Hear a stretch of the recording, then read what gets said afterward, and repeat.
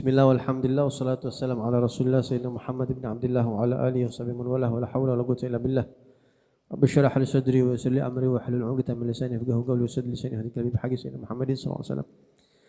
Sekarang kita akan membahas tentang nasab Rasulullah sallallahu alaihi wasallam. Di dalam kitab-kitab sejarah pasti kalau kita buka pembahasan awal itu salah satunya adalah sebelum ngebahas sejarahnya Nabi Muhammad SAW sendiri adalah menyebutkan nasabnya, sardu nasabihi syarif, ya, atau nasabuhu asy-syarif. Hampir semua kitab-kitab sejarah yang membahas tentang Rasulullah SAW, khususnya dari ulama-ulama yang saleh, mereka selalu menyebutkan lebih dulu nasabnya Nabi dengan ibarah, dengan ungkapan nasabuhu asy-syarif, nasab mulianya Rasulullah SAW. Dari sini kita bisa ambil pelajaran bahwa nasab Nabi Muhammad itu mulia apa enggak? Mulia. Ya. Nasab Nabi Muhammad mulia.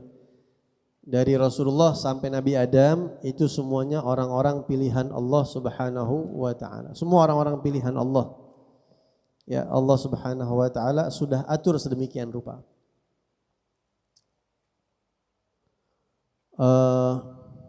Di dalam Maulid Ad-Daibai apa itu sering kita bawain apa?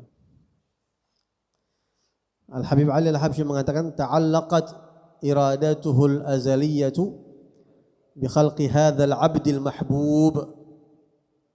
Iradatuhu, kehendak Allah, bi khalqi hadzal 'abdil mahbub, untuk dengan menciptakannya nabi hamba yang sangat dicintai oleh Allah ini, keinginannya yang al-azaliyah yang sudah ada di masa lalu itu ta'allaqat, sangat berhubungan. Ta'allaqat iradatuhul azaliyatu bi khalqi hadzal 'abdil mahbub. Keinginan Allah Subhanahu wa taala punya keinginan untuk menampilkan Nabi Muhammad sallallahu alaihi wasallam, dan keinginan Allah ini bukan 1000 tahun 2000 tahun tapi gadim. Azaliyah, tidak ada awalnya. Allah mau menciptakan Nabi Muhammad itu jutaan tahun sebelum Nabi Adam. Ya. Ta'allaqat iradatuhul azaliyah bi khalqi hadzal 'abd. Dan itu berhubungan dengan penciptaan Nabi Muhammad SAW. Ta'allaqat iradatuhul azaliyatu bi khalqi hadzal 'abdil mahbub. Terus apa? Fantasharat atharu syarafihi fi awalimi syahadah wal ghuyub.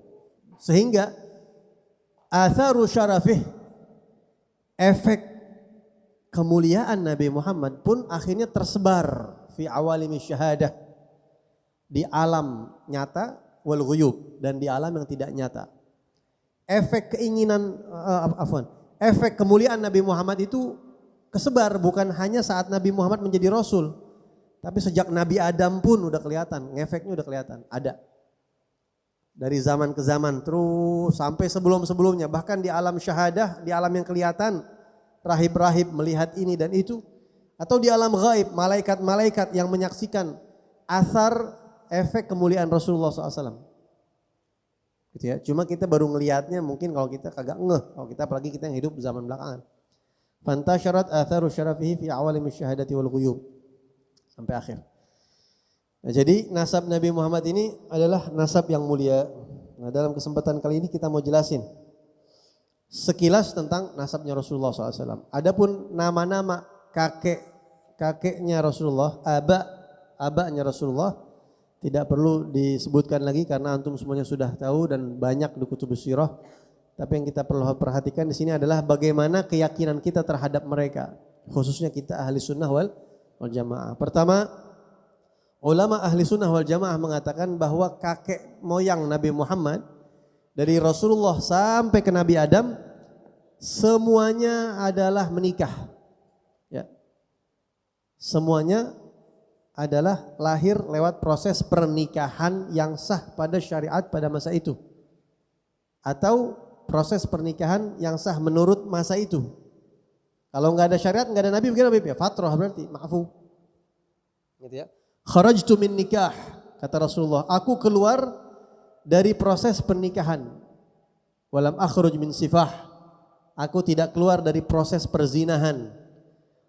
Mulai dari Nabi Adam sampai kepada ayah ibuku, kata Rasulullah. Nabi Adam nikah, sama ibunda Hawa. Ya, kemudian Rasulullah dan Nabi Syith. Nabi Syith pun hasil pernikahan, punya anak yang calon jadi kakeknya Nabi Muhammad. Terus ke bawah tuh nikah punya anak, sampai lahirlah Nabi Muhammad SAW. Ini kalau dibahas panjang, kita nggak mau bahas ini panjang-panjang. Jelas antum yakinin bahwa semuanya itu prosesnya pernikahan. Tidak ada satupun yang prosesnya itu perzinahan, tidak ada. Ya, Allah Subhanahu Wa Taala menjaga Nabi Muhammad SAW daripada nasabnya ada yang berzina, nggak ada. Ada satu orang ulama ya di zaman tabi'in atau atba' tabi'in di bawahnya begitu, namanya Al-Imam Wahab bin Munabbih. Wahab bin Munabbih ini seorang ahli sejarah. Dia mengatakan adadtu khamsami'ata ummin lin Nabi SAW. Aku merinci, menghitung, mencari tahu 500 wanita yang kesambung nasabnya ke Rasulullah ke atas. Ibunya Nabi, neneknya Nabi, terus ke samping terus tuh. 500. Berarti dari Nabi Muhammad sampai Nabi Adam 500, bukan begitu. 500 orang yang ada kaitannya. Mereka semuanya tidak ada satupun yang aku temukan hasil perzinahan. Semuanya saya perhatikan, semuanya orang-orang mulia di masanya. Kalau orang mulia terhormat, nggak bakalan berzina mereka. Bib, bisa itu Bib, kayak begitu Bib. Ana di kantor, di maktabah itu punya kitab namanya Ummahatun Nabi. Judul kitabnya Ummahatun Nabi. Kitab ini kagak tebel, cuma sedikit, nggak nyampe 100 halaman, nggak nyampe bahkan 70 halaman nggak nyampe. Isinya itu menerangkan ibunya Nabi siapa, ibunya Nabi siapa, nenek ibunya Nabi siapa, itu perempuan semua tuh. Terus atasnya lagi begitu. Jadi semua istri daripada orang-orang yang ada sambungan nasabnya ke Rasulullah itu perempuan-perempuannya semua diperhatiin. Ini bukan omong kosong, ada kitabnya dan tahqiqnya bertahun-tahun. Jadi penerbit kitab itu kalau mengeluarkan kitab, mereka tahqiq dulu, bener gak ini isinya, dipastiin dulu begitu. Itu ngelihat kitab itu kecil aja kita goleng-goleng kepala, Allah ini orang luar biasa. Imam Syafi'i mengatakan kalau orang hafal nasab laki-laki biasa, yang hebat itu tahu nasab perempuan. Paham ya? Nah ini Wahab bin Munabbih ngerinci wanita-wanita yang pernah menjadi neneknya Rasulullah, ada kaitan darah 500 perempuan, dan dia perhatikan semuanya pernikahan yang rapih pada zamannya. Semua orang-orang terhormat. Nah, makanya perlu juga antum tahu nenek Nabi Muhammad siapa namanya? Kalau dari jalur ayah, ibunya Sayyidina Abdullah, namanya siapa? Fatimah, dari suku Bani Makhzum. Ya, Fatimah binti Amr al-Makhzumiyah. Kalau ibunya Siti Aminah siapa? Barrah namanya.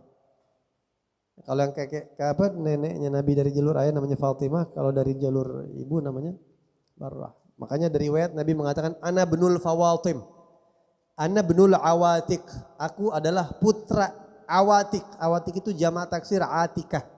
Atikah itu nama perempuan, bangsa Arab dulu banyak yang perempuan namanya Atikah. Berarti nenek Nabi banyak yang namanya Atikah. Ya, istrinya fulan Atikah, istrinya fulan Atikah, berarti itu nyambung ke Rasulullah. Ana binul Awatik, berarti Nabi Muhammad faham beberapa, jelasin tuh, ngasih sinyal bahwa ada wanita-wanita yang namanya Atikah dari nenek-nenek saya. Kalau tidak salah juga ada riwayat Nabi mengatakan ana binul Fawatim. Aku adalah putra Fatimah. Ada beberapa Fatimah yang nyambung kepada aku, gitu. Kalau nasab laki-laki biasa itu. Ya.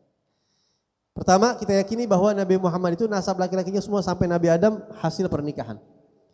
Yang kedua, kita meyakini bahwasanya ayah dan kakek Nabi Muhammad sampai Nabi Adam semuanya itu adalah orang-orang yang sujud kepada Allah dan bukan orang musyrikin. Bukan orang-orang musyrikin. Tidak ada satupun daripada nasab Nabi Muhammad sampai ke Nabi Adam itu orang yang kagak benar. Semuanya orang-orang yang sujud kepada Allah. Ini kontroversi. Di luar banyak orang-orang yang enggak setuju sama ini. Tentunya yang di luar Ahlus Sunnah wal Jamaah, walaupun mereka juga ngaku Ahlus Sunnah wal Jamaah. Kalau kita yang Ahlus Sunnah wal Jamaah, kitab-kitab ulama sejarah mengatakan ayah Nabi, kakek Nabi, ayahnya kakek Nabi, kakeknya kakek Nabi, terus sampai ke atas, sampai ke Nabi Adam, semuanya orang-orang sujud kepada Allah. Nah, apa dasarnya? Ada beberapa dasar-dasarnya. Di antaranya Sering kita bahas ya, ayat yang menurut Sayyidina Ibn Abbas, ayat ini menjelaskan tentang nasabnya Rasulullah, mereka orang-orang yang sujud. Firman Allah yang bunyinya wa taqallubaka fis sajidin. Wa taqallubaka fis sajidin. Alladzi yaraka hina taqum wa taqallubaka fis sajidin. Taqallub, apa taqallub? Berpindah-pindah. Min sulbi nabiyyin ila sulbi nabi hatta akhrajaka nabiyya. Menurut Ibnu Abbas ayat itu maksudnya adalah Allah mengeluarkan kamu dari nabi fulan, terus orang-orang baik ada nabi fulan sampai engkau keluar menjadi nabi. Nabi Adam, terus Nabi Syith, ntar Nabi Nuh, ntar Nabi Ibrahim, Nabi Ismail, terus ke bawah engkau keluar menjadi nabi. Dan semuanya pun itu fis sajidin, orang-orang yang sujud sama Allah. Gitu. Ya. Menurut Ibn Abbas, ayat ini menjelaskan bahwa kakek-kakek Nabi semuanya sajidin. Yang kedua, ayat dalil yang menjelaskan bahwa leluhur Nabi Muhammad ini sudah pasti bukan orang-orang musyrik, atau orang-orang yang mengurus Nabi Muhammad ini sudah pasti bukan orang-orang musyrik adalah firman Allah Subhanahu wa taala yang menjelaskan tentang ahli fatrah. Bagaimana mereka-mereka yang hidup di masa kosong dari dakwah Nabi dan Rasul. Nabi Muhammad belum ada, Nabi Isa sudah enggak ada. Itu kan tengah-tengah, namanya masa fatrah. Masa yang kosong dari dakwah Nabi. Mereka itu tidak bisa dianggap orang-orang musyrik, tidak bisa dianggap mereka ahli nar, tidak bisa. Kenapa? Karena Allah berfirman bahwa ahli fatrah ini termasuk orang yang selamat. Dalam Al-Quran bunyinya apa? Wa ma kunna mu'adzibina hatta nab'atha rasula. Wa ma kunna, dan tidaklah kami mu'adzibin, akan mengazab kaum orang-orang yang hidup hatta nab'atha rasula, sampai kita utus nabi. Kalau dia ketemu sama nabi diajak iman kagak mau, baru diazab. Kalau yang enggak ada nabinya, masa kosong dari nabi, kami tidak akan azab mereka. Namanya masa fatrah, masa kosong dari kenabian. Gitu. Ayat yang menjelaskan yang bunyinya wa ma kana Allahu liyu'adzibahum wa anta fihim.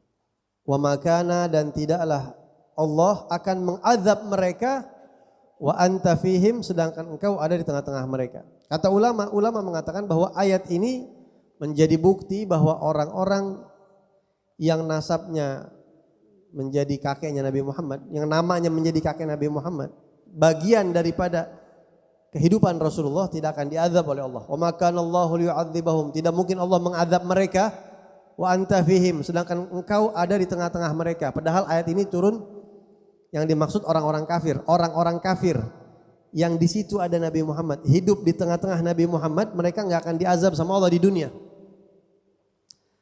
Kalau kakek neneknya Nabi Muhammad, bukan anta fihim, tapi anta minhum, engkau bagian dari mereka, darah dagingnya mereka. Begitu ya, engkau bagian dari darah daging mereka, begitu. Termasuk juga kakeknya Nabi Muhammad, Abdul Muttalib. Abdul Muttalib ini musyrik apa kagak? Kan dia belum mengalami masa dakwahnya Rasulullah. Belum ada syariat Islam pada saat itu. Dari mana buktinya bahwa Abdul Muttalib ini orang yang selamat, bukan orang musyrik? Abu Yazid Muhammad bin Abdul Maliki pernah menjelaskan dalil bahwa Abdul Muttalib, kakek Nabi Muhammad ini, berarti statusnya sama dengan kakek-kakek yang lain kan? Gitu. Kakek Nabi Abdul Muttalib bin Hashim bin Abdi Manaf bin Qusay sampai ke atas terus, itu mereka sama saja dengan Abdul Muttalib karena mereka tidak mengalami masa dakwahnya seorang Nabi. Ketika Rasulullah SAW menjelaskan hadis ini, berarti ini berlaku bukan cuma Abdul Muttalib tapi yang lain juga. Apa hadisnya? Rasulullah ketika perang Hunain atau ketika perang Uhud, anda lupa salah satu, perang Hunain atau perang Uhud, Rasulullah SAW melihat para sahabat begitu lagi perang, mereka itu kan sempat kocar-kacir kan. Sahabat Nabi itu sempat lari, terpukul mundur sama musuh awalnya.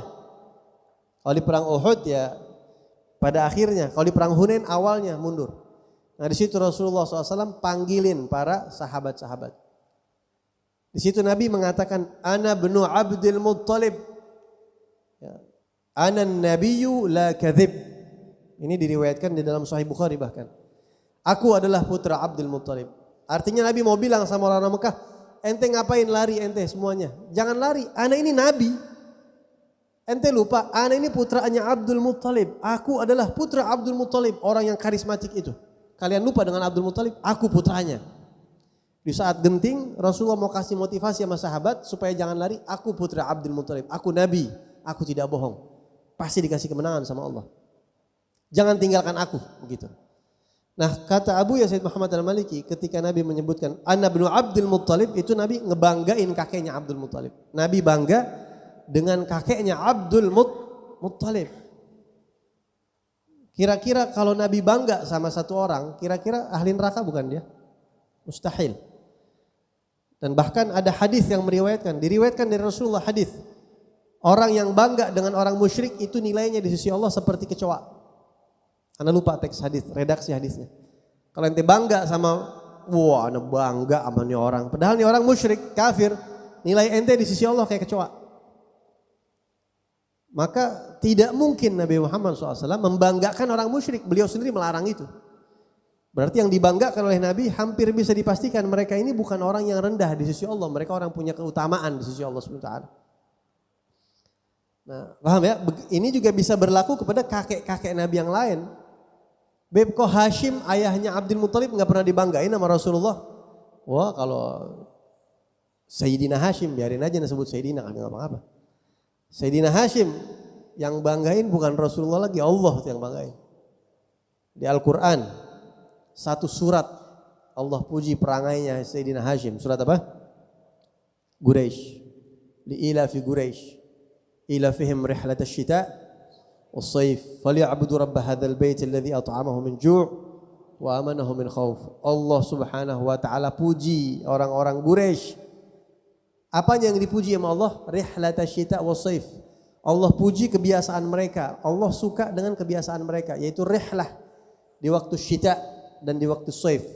Siapa yang pertama kali bikin rihlah ini? Sayyidina Hashim. Orang Quraisy dipuji sama Allah karena gagasan Hashim bin Abdi Manaf. Oh, luar biasa kan. Bahkan surat Quraisy ini kan berarti menunjukkan keistimewaan kakeknya Nabi Muhammad dan sukunya Nabi Muhammad SAW secara umum. Tapi sukunya dipuji karena melakukan perbuatan yang digagas sama kakeknya Rasulullah, Hashim bin Abdi Manaf. Sebelum surat Quraisy, surat apa? Al-Fil. Alam tara kaifa fa'ala rabbuka bi ashabil fil? Alam yaj'al kaidahum fi tadlil wa arsala 'alaihim tayran ababil tarmihim bi hijaratin min sijil faja'alahum ka'asfin ma'kul. Habis itu baru li'ila fi Quraisy. Kata ulama, ini surat Al-Fil sama surat Quraisy ini sangat kuat hubungannya. Bahkan ada sebagian sahabat yang mengatakan itu aslinya satu surat gitu. Tapi itu tidak sesuai dengan jumhur ya. Jumhur mengatakan itu dua surat yang berbeda. Saking kuatnya hubungan dua surat tadi, kalau nggak salah Sayyidina Ubay bin Ka'ab atau sahabat yang lain mengatakan itu satu surat aslinya. Kenapa begitu? Antum lihat surat Al-Fil. Alam tara kaifa fa'ala rabbuka bi ashabil fil. Tidakkah kamu melihat bagaimana Allah perlakukan para ashabil fil? Mereka dijadikan seperti ini. Allah kirim burung yang jamaat, yang Allah jadikan mereka ka'asfim ma'kul. Nah, itu kan akhir surat Al-Fil ya. Kalau kita bertanya, kenapa kok ashabul fil Allah perlakukan seperti itu? Kenapa emang mereka? Jawabannya itu di surat berikutnya. Li'ila fi Quraisy. Li itu huruf jar yang memberikan makna apa? Kalau bahasa Indonesia untuk. Kalau bahasa Arab apa? Sebagian ulama mengatakan, sebagian ulama tafsir mengatakan lam itu artinya litta'lil. Lam yang menjelaskan arti makna ta'lil. Apa ta'lil? Alasan. Kenapa Allah Subhanahu wa taala hancurkan pasukan gajah? Allah jaga rumah sucinya. Bangsa Quraisy dipelihara sama Allah padahal dulu belum ada nabi, belum ada syariat. Li'ila fi Quraisy. Karena alasannya kebiasaan orang Quraisy yang Allah ridho, yang Allah senang. Apa kebiasaan mereka? Ila fihim rihlatash syita'i was-sayf. Falyabudu rabb hadzal bait. Karena kebiasaan itu Allah jaga mereka. Kebiasaan itu siapa yang mulai? Hashim bin Abdi Manaf. Ya. Makanya Bani Hashim ini orang kalau disebut Bani Hashim hormatnya bukan main orang-orang Arab Quraisy, orang Arab seluruhnya. Makanya Nabi Muhammad mengatakan Allah memilih aku dari Quraisy. Kemudian mengeluarkan dari Quraisy, Allah memilih aku dari Bani Hashim. Ya. Jadi Nabi Muhammad itu pilihan dari pilihan dari pilihan dari pilihan dari pilihan. Jadi orang-orang Arab sejazirah Arab pada saat itu kalau bertanya, kamu dari mana? Min ayyati qabilah anta? Ana min Quraisy. Segan ya khair Quraisy. Kata Salil Baitul Haram. Ini orang-orang di Baitul Haram, jiran Baitillahil Haram, naruh hormat, angkat topi mereka sama orang-orang Arab kalau disebut dari Quraisy. Kalau ditanya lagi min ayyi Quraisy anta? Kamu dari Quraisy mana? Min Bani Hashim. Itu lebih lagi itu. Ya, Quraisy semuanya hormat sama keturunan Bani Hashim. Dan Rasulullah dari Bani Hashim. Makanya film tentang Nabi Muhammad judulnya apa? Gamar Bani Hashim. Purnama dari Bani Hashim. Bani Hashimnya aja disegenin. Makanya Hashim itu nama yang apa? Nama yang tinggi itu mana Hashim. Hashim Al-Attas mana Hashim Al-Attas? Enggak ada. Marid. Yang namanya Hashim di pondok berapa orang? Hah? Satu aja. Hashim bin Muhammad Al-Attas, faham? Wujud fil ma'had? Yatadawa, marid. Memang berat nama Hashim, itu berat nama Hashim. Alwi, itu nama berat tuh, Alwi, mana? Alwi. Udah sungguh-sungguh ente we. Alwi Ba'bud, Alwi Harun, saya lagi Alwi di sini. Alwi Habsyi.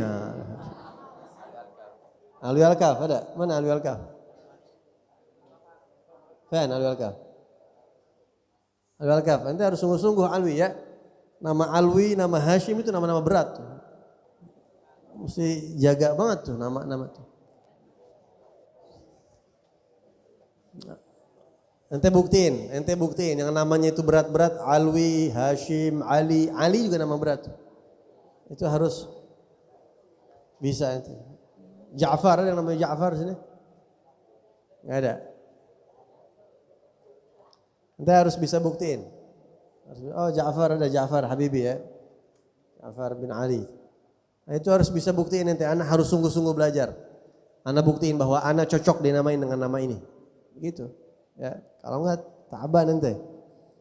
Lu kenapa mondok kok jadi gagal mulu? Keberatan nama kali gue ini. Jangan sampai kayak gitu. Ya, dijaga. Naam, jadi Hashim ini luar biasa. Orangnya disegenin. Walhasil kita kelamaan itu bahas. Jadi Allah Subhanahu wa taala memuji kebiasaan orang-orang Arab yang diinisiasi, yang diawali, digagas oleh Sayyidina Hashim bin Abdi Manaf. Ya, dan seterusnya. Kemudian juga menjadi bukti bahwa orang-orang di sekitar Nabi Muhammad, kakek-kakeknya Rasulullah, bahkan juga ayah ibu dan orang-orang yang menyusui Nabi Muhammad SAW, bahwa mereka ini orang-orang yang selamat, walaupun mereka ini tidak mengalami masa kerasulan Nabi Muhammad, belum sempat Nabi dakwah, udah pada meninggal. Mereka ini dianggap selamat karena apa? Karena juga ada ayat yang lain. Innamal musyrikuna najasun. Sesungguhnya orang-orang musyrik itu najas. Tidak mungkin Nabi Muhammad SAW darah dagingnya dibentuk dari darah daging orang yang memiliki najas. Tidak mungkin. ASI ya, ataupun darah dagingnya dan seterusnya. Ulama mengatakan seperti itu. Dan banyak lagi keterangan-keterangan yang menjelaskan hal tersebut. Tentunya Syekh Muhammad Ad-Doktor Muhammad Said Ramadan Al-Buti mengatakan muqtada mahabbati Rasulillah. Konsekuensi mencintai Nabi Muhammad adalah mahabbatul qaum alladzi dhahara fihim. Mencintai kaum yang Nabi Muhammad ada di situ. Wal qabilah allati ulida fiha. Mencintai kabilah Nabi Muhammad itu bagian daripada mencintai Nabi Muhammad. Saya cinta sama Rasulullah tapi saya benci Mekah. Itu enggak lempeng cintanya itu. Enggak murni cintanya. Ya, orang kalau cinta sama Nabi Muhammad pasti itu sudah konsekuensinya mau enggak mau. Dia mencintai apapun yang berhubungan sama Rasulullah. Kotanya, tempat hijrahnya, tempat lahirnya, syariatnya, anak cucu keturunannya, gabilahnya Nabi Muhammad, bangsanya Nabi Muhammad SAW. Makanya aneh kalau ada orang tidak menyukai bangsa Arab begitu, atau bahkan menyebarkan kebencian, ngajak orang supaya benci bangsa Arab. Hati-hati itu, karena bangsa Arab adalah bangsanya Nabi Muhammad SAW. Ya, terlepas dari berarti kita kalau harus suka sama, bukan menyukai Abu Jahal kan Arab, bukan begitu, bukan. Abu Jahal juga Arab, emang iya. Tapi bangsa Arab, bangsanya. Al-haqiqah al-mujarradah. Laisa min haitsul afrad. Bukan perorangan, bukan. Tapi bangsanya. Yang ada di situ ada Nabi Muhammad SAW. Ya. Nah ini konsekuensi iman kepada Nabi, cinta kepada Nabi, harus cinta sama bangsa Arab, bahasa Arab. Semua yang berhubungan sama Rasulullah SAW. Makanya Abu Yahib Hasan Bahrun selalu mengatakan, ngomong bahasa Arab atas dasar cinta sama Rasulullah. Kalau anda cinta sama Nabi, anda cinta sama bahasanya. Karena kata-kata anta, limadha, dan itu keluar dari mulutnya Rasul SAW.